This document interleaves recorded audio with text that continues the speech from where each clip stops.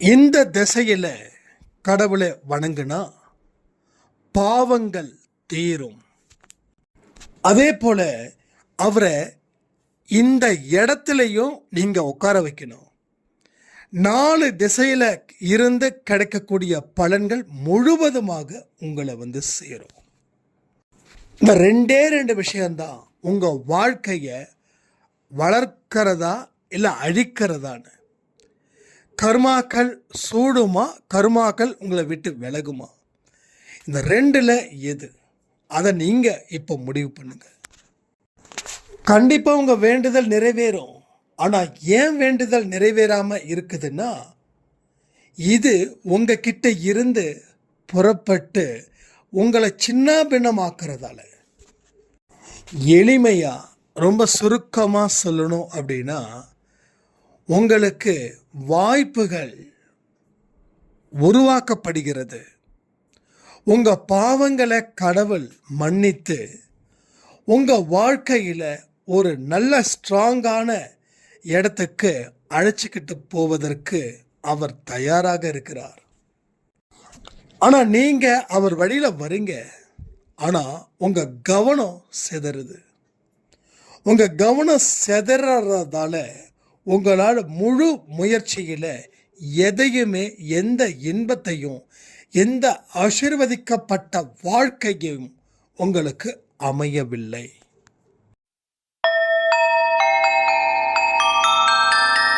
ஓம் சாயிரா சாயிரா, ஓம் சாயிரா சாயிரா, ஓம் சாயிரா சாயிரா, அன்பே சாயிரா, பேரன்பே சாயிரா, அகிலம் தளிக்க ஆத்மா விழிக்க அனுதினம் சாயிரா, எங்கள் அன்பே சாயிரா.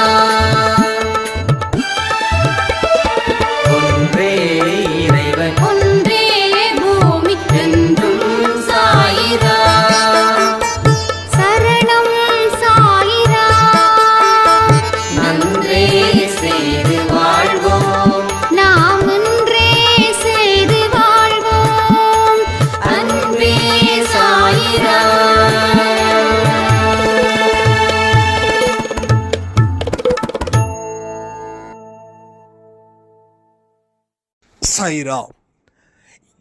என் உயிரின் உயிரானவர்களே, கடவுளை எந்த திசையில இருந்து வழிபட்டா சிறப்பான பலனை பெற முடியும்? எந்த முறையான பூஜைகள் செய்வதன் மூலமா சிறப்பான பலனை அடைய முடியும்? எந்த கலர் பூல அவரை அலங்கரிக்கணும்? என்ன மந்திரம் சொல்லணும்? எத்தனை மணிக்கு சொல்லணும்? எத்தனை முறை சொல்லணும்? எந்த கோவிலுக்கு போகணும்? ஷீரடியில் இருக்கக்கூடிய கோயிலுக்கு தான் போகணுமா, இல்லை நம்ம தெருவில் இருக்கக்கூடிய சாய்பா கோயிலுக்கு போனால் போதுமா? இது எல்லாம் பலருக்கு பலத்த சந்தேகங்களை ஏற்படுத்தியிருக்கு. இது பெரிய சந்தேகம். பரவாயில்ல, நீங்கள் எவ்வளவுக்கு எவ்வளோ சந்தேகம் இருக்குதோ நீங்கள் கேள்விகளாக கேளுங்க, நான் பதிலாக சொல்ல காத்துக்கிட்டு இருக்கிறேன். இது எனக்கு கிடைச்ச ஒரு மிகப்பெரிய புண்ணியம். என்னுடைய கணவர் திருந்தவே இல்லை, குடிபோதையிலே இருக்காரு. என்னுடைய மனைவி என்னுடைய பெற்றோர்களை கேவலப்படுத்துறா, அசிங்கப்படுத்துறா. இதனால என்னுடைய அம்மாவும் அப்பாவும் கடும் மன உளைச்சலை சந்திச்சுக்கிட்டு இருக்காங்க. என்னுடைய மகன் 10வது தான் படிக்கிறான். அவன் தேவையில்லாத தீய பழக்க வழக்கத்தில் மூழ்கி இருக்கான். என்னோட ஆரோக்கியமும் ரொம்ப மோசமா இருக்குது. நான் எப்படி தான் வாழ்வது? அதற்கு உண்டான பலன்கள் தான் இதை பற்றி கேட்கக்கூடிய கேள்விகளாக இங்கே இருக்குது. ஒன்று விடாமல் பார்த்துடலாம். யாராருக்கு என்னென்ன பிரச்சனைகள் இருக்குதோ அந்த பிரச்சனைகளை கமெண்ட் செக்ஷனில் வைங்க. ரொம்ப பர்சனலாக போகாதீங்க. ஏன்னா இது எல்லாரும் படிக்கக்கூடிய ஒரு இடம். அதனால் பார்த்து கவனத்தோட கமெண்ட் செக்ஷனில் கமெண்ட் வைங்க. இல்லை ரொம்ப தனிப்பட்ட முறையில் பர்சனலாக இருந்தால் வாட்ஸ்அப் என் நம்பர் தெரியும்ல, அந்த நம்பருக்கு ஆடியோ அனுப்புங்க, பேசிக்கலாம், தீர்த்துக்கலாம்.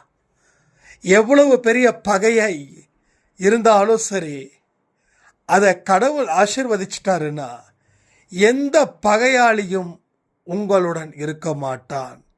அந்த பகையாளியே அன்பு வைக்கிறவனா, உங்களுக்கு உதவி செய்பவனா, கடவுள் அவனை மாற்றி வைப்பார். சரிங்க, இப்போ எந்த திசை என்னோட பிரச்சனை தீரணும், எந்த திசையில் நான் கடவுளை வழிபடுவது? ஒன்றே ஒன்று, மற்ற தெய்வத்துக்கு எந்த திசை அது எனக்கு தெரியாது. ஆனால் சாய்பாபாவுக்கு மட்டும் எந்த திசையில் இருந்தாலும் பிரச்சனையே கிடையாது.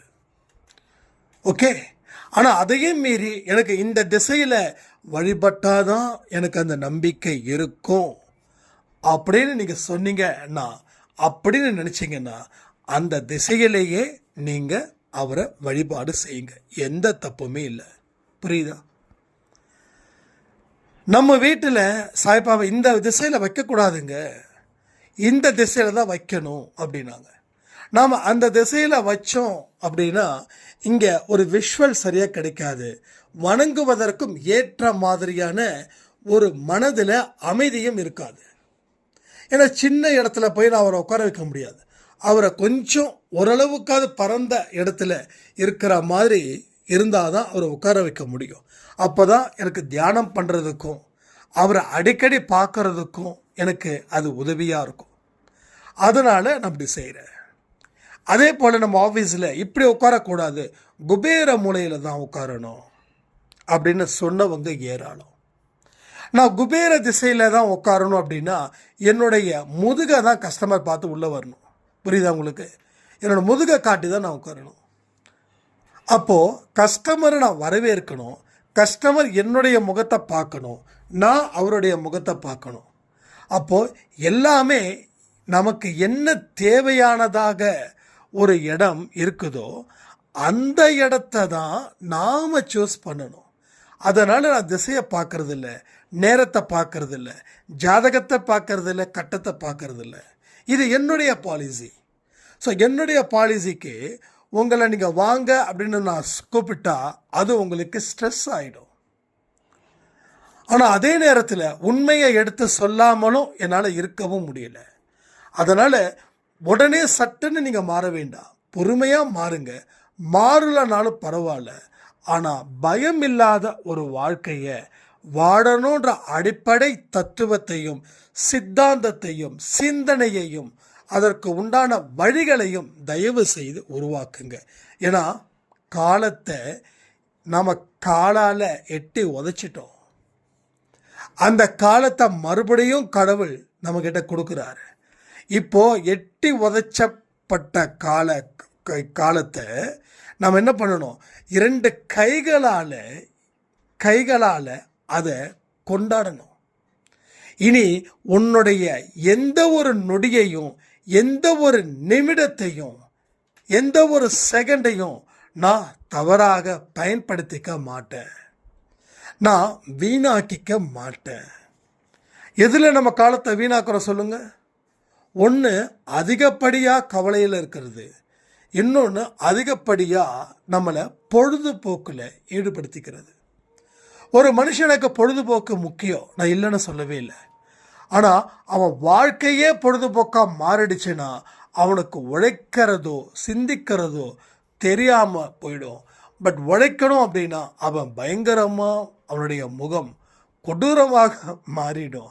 என்டர்டெயின்மெண்ட்னா அவனுடைய முகம் இன்பமாக மாறிடும். எதை பழக்கப்படுத்துகிறோமோ அதுதான் நம்மளை ஆளும். அப்போது வீணாக்கப்பட்ட நேரத்தில் எதனால் வீணாக்கப்பட்டது இந்த நேரமும் காலமுன்னா, ஒன்று கவலைகளால், இல்லைன்னா பொழுதுபோக்கினால். இங்கே ரெண்டுமே 50% எப்படி இருக்குது அப்படியே இருக்குது. அதாவது முதல் 50 வயசு வரைக்கும் பொழுதுபோக்கில் நம்ம காலத்தை தள்ளுறோம், அதில் 50% வீணாயிடுது. அதுக்கப்புறம் அந்த பொழுதுபோக்கில் நம்ம ஈடுபட்டதால் எந்த உருப்படியான வேலையையும் நம்ம செய்யலை அந்த காலத்தில். அதனால் நம்ம என்ன பண்ணுறோம், மீதி இருக்கக்கூடிய காலத்தில் வருந்துடும். ஸோ இதுதான் இங்கே நடக்குது. இது உண்மையா இல்லையான்றதை நீங்கள் எனக்கு கமெண்ட்டில் போடுங்க. இல்லை நான் பாட்டுக்கும் ஏதோ ஒன்று சொல்லிடக்கூடாது இல்லையா. எது உண்மைன்றது எனக்கு தெரிஞ்ச உண்மை, அது உண்மையா அப்படின்னா அது உங்ககிட்ட தான் நான் கேட்டு தெரிஞ்சுக்கணும், உண்மையா இல்லை பொய்யா அப்படின்னு. அதனால் இனி வரக்கூடிய காலத்தை சரியாக பயன்படுத்திக்கணும். அதனால் திசைகள் உங்களுக்கு எது நம்பிக்கை வருதோ அதை நீங்கள் செய்யுங்க. ஓகேங்களா. அதே மாதிரி பரிகாரம், இந்த பரிகாரம் அப்படின்ற ஒரு விஷயத்தை நான் என்றைக்குமே ஏற்றுக்கொள்ளப்படுவதே இல்லை. உங்களுடைய பாவத்தை நீங்கள் கழித்து தான் ஆகணும், தண்டனைகளை. அதில் எந்த இதுவும் இல்லை. இருந்தாலும் பரிகாரம் செய்தால் நம்பிக்கை இருக்குது அப்படின்றீங்களா, தாராளமாக செய்யுங்க. ஆனால் உழைக்கிறதுக்கும் முயற்சி செய்வதற்கும் எந்த இடத்தையும் மறக்கக்கூடாது. புரியுதா. பரிகாரம் செஞ்சுக்கோங்க. ஏன்னா இது பெரிய அளவில் ஸ்ட்ரெஸ் ஆகுதுங்க. என்னங்க எங்களோட நம்பிக்கையே அதுதான், அது இல்லைன்னு சொன்னால் நாங்கள் எதை வச்சுங்க நாங்கள் வாழ முடியும் அப்படின்னு. சரிங்க, பரிகாரம் செஞ்சுக்கோங்க, தாராளமாக செஞ்சுக்கோங்க. ஆனால் தினமும் பரிகாரத்தை செஞ்சுட்டு இருக்காதீங்க. ஒரு தடவை செஞ்சிட்டிங்களா அதோட விட்டுடுங்க. அதுக்கப்புறம் நீங்கள் எதை நினச்சி ஏங்குறீங்களோ, எது இல்லைன்னு நினைக்கிறீங்களோ அதை பெற முடியுன்ற நம்பிக்கையில் உங்கள் அறிவையும் உங்கள் உழைப்பையும் உங்கள் முயற்சியையும் ஒவ்வொரு கணமும் உருவாக்கிக்கிட்டே இருக்கணும். அதை நீங்கள் செய்யணும். இதெல்லாம் தாண்டி ஒரு விஷயம் இருக்குது. அதாவது கடவுள் இந்த இடத்துல அவர் இருந்தாருன்னா ஒரு பெரிய பலனை அவர் தந்துடுவார். இந்த இடத்துல அவரை நீங்கள் வச்சிருக்கணும். புரியுதுங்களா. இந்த திசையில் மட்டும், இந்த இடத்துல மட்டும் அவரை உட்கார வச்சிட்டிங்கன்னா எல்லா திசையில் இருந்தும் பலன்கள் கொட்டுன்னு கொட்டும். அது எந்த திசை தெரியுமா, அதுதான் உங்களுடைய என்னது, உங்களுடைய ஹார்ட்டு, உங்கள் இருதயம். உங்கள் இருதயம் கலங்காமல் இருக்கணும். ஒன்று, உங்கள் இருதயம் சுத்தமாகவும் இருக்கணும். உங்கள் இதயம் கலங்கவும் கூடாது, உங்கள் இதயம் சுத்தமாகவும் இருக்கணும். இந்த இடத்த மட்டும் இந்த 2 விதத்தில் நீங்கள் அதை சரி பண்ணிட்டீங்க அப்படின்னா அவர் உங்களுடைய இதயத்தில் அமர்ந்து விடுவார். எல்லாத்துக்குமே இதயம் முக்கியம். ஹார்ட் இல்லைன்னா எதுவுமே இல்லை. கரெக்டா. அந்த இடம் எப்பயுமே மனமகிழ்ச்சியுடன், அந்த இடம் எப்பொழுதும் நம்பிக்கையுடன், அந்த இடம் எப்பொழுதும் பிறருக்கு ஆறுதல் அளிக்கும் வண்ணமாக அது இருக்க வேண்டும். அதாவது அங்கே இருந்து தான் பகையும் கிளம்புது, அங்கே இருந்து தான் அன்பும் கிளம்புது. என்ன கிளம்பணும் அப்படின்னா அன்பு ஒன்றே கிளம்பணும். பகை ஒன்று கிளம்பினா அது கடவுள் அங்கே குடியேற மாட்டார். 2வது, அந்த இதயத்தில் பகை மூட்டம் ஜாஸ்தியானா, புகை மூட்டம் ஜாஸ்தியானா என்னங்க நடக்கும், என்ன நடக்கும், மூச்சு திணறுவோம்ல. அதுபோல் பகை மூட்டம் அந்த இடத்துல ஒரு பகை வளர்ந்துச்சுன்னா இன்னொரு பகை வளரும், இன்னொரு பகை வளர்ந்துச்சுன்னா மீண்டும் ஒரு பொது பகை வளரும். ஸோ பகை என்றைக்குமே ஒரு தொடர் கதையாக மாறிடும். அதுக்கு முற்றுப்புள்ளி வைக்கவே முடியாது உங்களால். முற்றுப்புள்ளியை வைக்கணும்னு நினச்சாலும் நீங்கள் முற்றுப்புள்ளி வைப்பீங்க. ஆனால் அந்த புள்ளியை கீழே ஒரு லைட்டாக ஒரு கோடு கிழிச்சு அதை அவர்கள் கமாவாக மாற்றி விடுவார்கள். புரியுதா உங்களுக்கு. அப்போ பகையை வளர்த்தா வாழ்க்கையில் எதுவும் கிடைக்காது. ஆனால் அன்பை வளர்த்தால் எல்லாம் கிடைக்கும். இங்கே உடனே இங்கே இருக்கக்கூடியவர்கள் என்ன திட்டுவாங்க, அன்பை வளர்த்து தான், அன்பில் தான் நான் வீழ்ச்சி அடைஞ்சேன். நீங்கள் என்ன பண்ணுறீங்கன்னா ஒன்றா ஃபுல்லாக நம்பிடுறீங்க, இல்லைன்னா நம்பாமல் இருக்கீங்க. இந்த 2 தாண்டி எதையும் எந்த மனுஷனுக்கும் தெரியல. ஒன்று எதிர்க்கணும்னா முழுசாக எதிர்க்கணும், இல்லை அவங்க மேலே அன்பு வைக்கணும்னா முழுசாக அன்பு வைக்கணும். அதாவது முழு அன்பு நான் எப்படி சொல்கிறேன் அப்படின்னா, இவருக்கு இல்லாமல் என்னால் வாழ முடியாது அந்த மாதிரி அன்பு. அது முழு அன்பு இல்லை, அது ஒரு பைத்தியக்காரத்தனமான ஒரு அன்பு. பைத்தியகாரத்தனமான அன்பு. ஏன்னா ஒவ்வொரு மனுஷனுக்கும் தனிப்பட்ட முறையில் வாழ்க்கைன்னு ஒன்று இருக்குது. இப்போ ஒன்றும் இல்லை, 20-22 வயசு வரைக்கும் உங்கள் அம்மா அப்பா இருக்கிற இடத்துல தான் நீங்கள் வாழ்கிறீங்க. ஸோ அந்த ஒரு ஸ்டேஜுக்கு மேலே உங்களால் அவங்க கூட வாழ முடியுதா சொல்லுங்கள்? அப்போது பொழப்புக்காக நம்ம அம்மாவையும் அப்பாவையும் பிரியக்கூடிய நிலைமையில் நம்ம இருக்கிறோம். ஏன்னா நமக்கு தாத்தனோ முப்பாட்டனோ சேர்த்து வச்ச சொத்து இங்கே யாருக்காவது இருக்குதா? யாருக்காவது இருந்துச்சுன்னா கமெண்ட் பண்ணுங்கள். உண்மையிலே எனக்கு ரொம்ப சந்தோஷமாக இருக்குது. ஆனால் இங்கே யாருக்கும் இல்லை. நானும் சரி நீங்களும் சரி உழைச்சாதான் சோறு இல்லையா? நம்மளை நம்பி இருக்கிறவங்கள நம்ம உழைப்பின் மூலமாக தான் நம்ம காப்பாற்றவே முடியும். அவங்கள பட்டினி போட்டு நம்மளால் சாகடிக்க முடியாது. அது பாவம். முடியாதுன்றதை தாண்டி அது பாவம். அந்த பாவத்தை நம்ம செய்யக்கூடாது. அப்போது நம்ம ஒரு சூழ்நிலை காரணமாக நம்ம பிரிய வேண்டிய நிலை வரதான் செய்யும். நம்ம பிரிஞ்சிட்டோம் அப்படின்னா, நான் வச்ச அன்பு எவ்வளவு அன்பு, நான் எப்படி உன்னை நம்பினேன், அந்த மாதிரி வரக்கூடாது. அதாவது நான் எல்லாருக்கிட்டையும் சொல்லக்கூடிய ஒரு விஷயம் அதுதான்.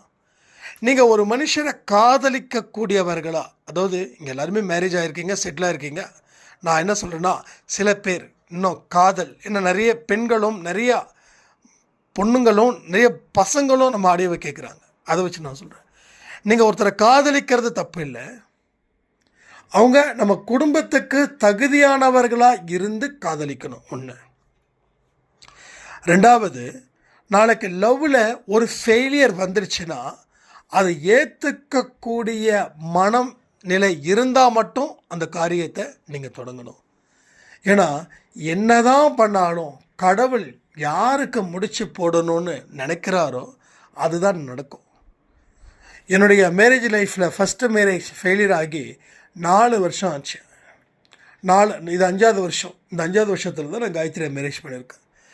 பட் எனக்கு எப்போ தெரியும் அப்படின்னா, ஒரு 6-7 மாதத்துக்கு முன்னாடியே நம்ம வீட்டில் பேச்சுவார்த்தை நடக்க ஆரம்பிச்சிட்டாங்க. பட் அதுக்கு முன்னாடி கிட்டத்தட்ட 2-3 பேர் கன்ஃபார்ம் ஆகுமான்ற மாதிரியே இருந்தது. பட் கடவுளுக்கு அதுக்கு விருப்பம் இல்லை. அதுக்காக அவர்கள் தகுதியானவர்கள் இல்லைன்னு சொல்லிட முடியாது.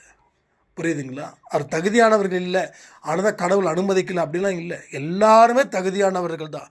யாரையுமே நான் குறை சொல்லவே மாட்டேன், குறை சொல்லவும் கூடாது. குறைகள் இல்லாத மனிதர்களே இல்லாதப்ப நம்ம எப்படி குறை சொல்ல முடியும்? அவங்கள எல்லாருக்குமே குறைகள் இருக்கும்ல, எல்லாருக்குமே குறைகள் இருக்கும்.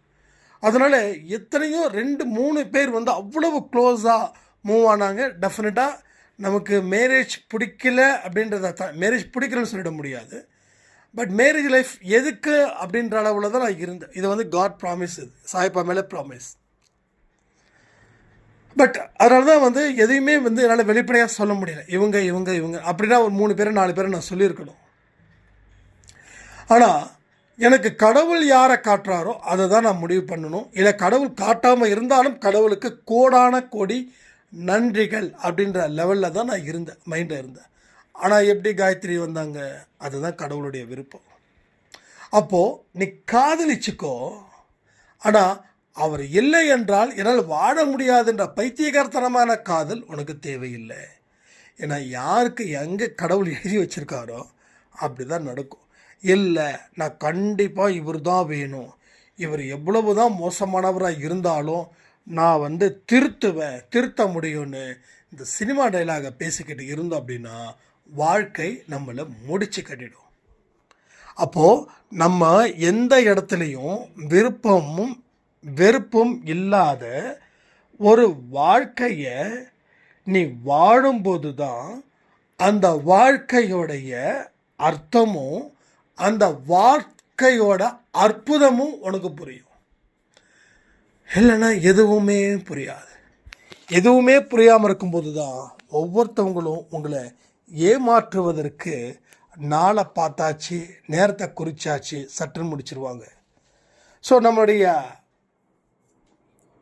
எப்படி நம்மளுடைய பலகீனத்தை பயன்படுத்திக்கிறாங்கன்னா, யாருமே உங்கள் மனசில் ஏறி இறங்கி ஆராய்ச்சி பண்ணல. நீங்கள் பேசின வார்த்தைகள் அப்படி எல்லாத்தையும் ஒரு மனுஷங்கிட்ட கொட்டுன்னு கொட்ட வேண்டியது. அந்த மனுஷன் உங்களை யூஸ் பண்ணிக்கிறான். அதுக்கப்புறம் அந்த மனுஷனுக்கு தேவையில்லைன்னா உங்கள் பலகீனத்தை அவன் என்ன பண்ணுறான், சுட்டி காட்டுகிறான்.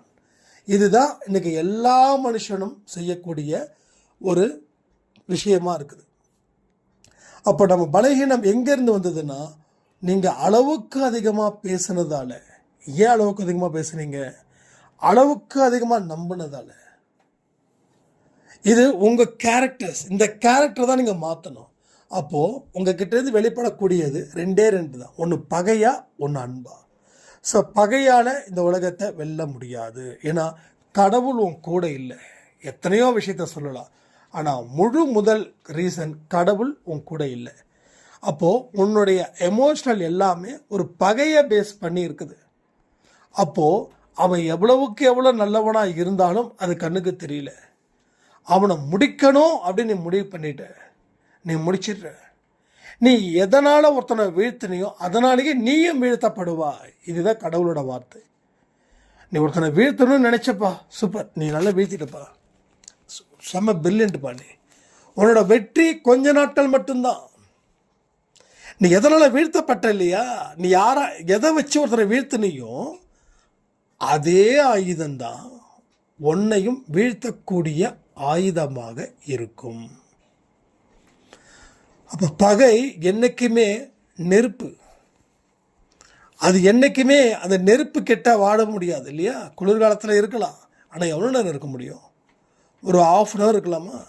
ஆனால் அடிக்கிற வெயில் காலத்துலேயும் நீ நெருப்புக்கு பக்கத்தில் இருப்ப. உயிர் இருக்கும், உயிர் இருக்கும். ஆனால் அது கொடுக்கக்கூடிய வலியையும் வேதனையையும் தாங்க முடியாது. இதுதான் பகை. அன்பு அப்படின்றது, அன்புக்கு விலை பேசக்கூடாது. இது விலை கிடையாது. நான் இவ்வளோ அன்பு வச்சுருக்கேன், நீ எனக்கு இவ்வளோ அன்பு கொடு. நான் உன்னை அப்படி பார்த்துக்கிட்டேன், நீ என்னை இப்படி பார்த்துக்கிட்ட, நான் இதுக்கு மேலே ஏன் உன் கூட வாழணும், நான் டைவர்ஸ் கொடு. இதெல்லாம் சுத்தமான முட்டாள்தனமான ஒரு விஷயம். அன்புக்கு எவன் விலை பேசுகிறானோ அவனுக்கு கடவுளும் விலை பேசுவார். அன்புக்கு எவன் விலை பேசலையோ கடவுள் அவனுக்கு விலை பேச மாட்டார். என்ன விலை தெரியுமா? நீ 8 மணி நேரம் உழைச்சா உனக்கு 10 ரூபா தான் கொடுப்பேன். நீ அன்புக்கு விலை பேசுனா 8 மணி நேரத்துக்கு 10 ரூபா. நான் உதாரணத்துக்கு சொல்கிறேன். நீ அன்புக்கு விலை பேசலை, உன் அன்பை கொடுக்குறேன்னா இப்போ என்ன ஆகுது தெரியுமா? நீ 8 மணி நேரம் வேலை செஞ்சுருக்க, உனக்கு 2000 ரூபாய் கணக்கு இல்லாமல் கடவுள் கொடுப்பார். எப்போ? உன்னுடைய அன்பு சுத்தமானதாக இருந்ததுன்னா, உன் அன்பு விலை பேசக்கூடிய அன்பாக இருந்துச்சுன்னா உனக்கு எந்த இடத்துலையும் எதுவும் நடக்காது. நான் இவ்வளோ கஷ்டப்படுறேன், என் வாழ்க்கையில் முன்னேறலைன்னா நீ அன்பை விலை பேசுகிற. அந்த அன்பை கணவன்கிட்டயே விலை பேசுகிற, மனைவிக்கிட்டேயே விலை பேசுகிற, மாமனார் மாமியார் அம்மா அப்பா சகோதரன் சகோதரி பெற்ற குழந்தைகள்கிட்டையும் நீ விலை பேசுகிற. அப்போ நீ விலை பேசிக்கிட்டே தான் இருக்கிறது உன் வேலையா? நீ வியாபாரியா? நீ வியாபாரி இல்லை. வியாபாரம் பண்ண வேண்டிய இடத்துல வியாபாரத்தை ஒரு புனிதமான இடத்துல வியாபாரத்தை நீ செய்யாத. நீ வியாபாரத்தை செஞ்சால் உன் வாழ்க்கை எல்லாமே ரொம்ப ரொம்ப கஷ்டமாக போயிடும். ஸோ இதெல்லாம் கடவுளுடைய வழிமுறைகள். இதை தான் நம்ம சரியான முறையில் ஹேண்டில் பண்ணணும். இப்படி ஹேண்டில் பண்ணும்போது தான் உங்கள் வாழ்க்கையில் நீங்கள் வெல்வதற்கு ஏற்ற ஒரு சந்தர்ப்பத்தை அவர் உங்களுக்கு வழங்கி தருவார். அதே போல் வெற்றி நிச்சயம் சாயின் சத்தியம் இருக்கு இல்லையா, அது தினமும் 4 மணிக்கு வரும். எந்த கன்ஃபியூஷனும் வேண்டாம். அதில் யாருக்காவது பர்த்டே அவங்களுடைய பெயர் படிக்கணும் அப்படின்னா ஒரு நாளைக்கு முன்னாடியே இன்ஃபார்ம் பண்ணிவிடுங்க. ஓகேங்களா? இப்போ நாளைக்கு வெற்றி நிச்சயம் சாயின் சத்தியம் பப்ளிஷ் ஆகுதுன்னா இன்னைக்கு இந்த பதிவுக்கு கீழேயே நீங்கள் சொல்லிவிடுங்க, நாளைக்கு யாருக்கு பர்த்டே வருது, யாருக்கு வெட்டிங் டே வருதுன்னு. அதை எனக்கு படிக்கிறதுக்கு ரொம்ப ஈஸியாக இருக்கும். அதே மாதிரி இதுலேயும் பண்ணுங்கள், வாட்ஸ்அப்லேயும் பண்ணுங்கள். சரியா? ஏன்னா இன்னும் நிறைய பிளெஸ்ஸிங் நம்ம குடும்பத்துக்கு கிடைக்கணுன்றதுக்காக தான் நம்ம இவ்வளவு கஷ்டப்படுறோம். வேறு ஒன்றுமே கிடையாது. எனக்கு இந்த கஷ்டப்படுறதுன்றத ஒரு வார்த்தை கூட எனக்கு அது இஷ்டமாக தான் இருக்குது. நம்ம வாழ்க்கை நல்லா இருக்கணும், அன்பே சாய் குடும்பம் என்றைக்கும் எப்பையும் ஒரு சிறப்பான இடத்தை நோக்கி செல்லணுன்றதுக்காக தான் இத்தனை ஆடியோஸ் நம்ம கொடுத்துட்ருக்கோம். சொல்லி இந்த பதிவை நான் முடிக்கிறேன். ஜெய் சாய்ராம்.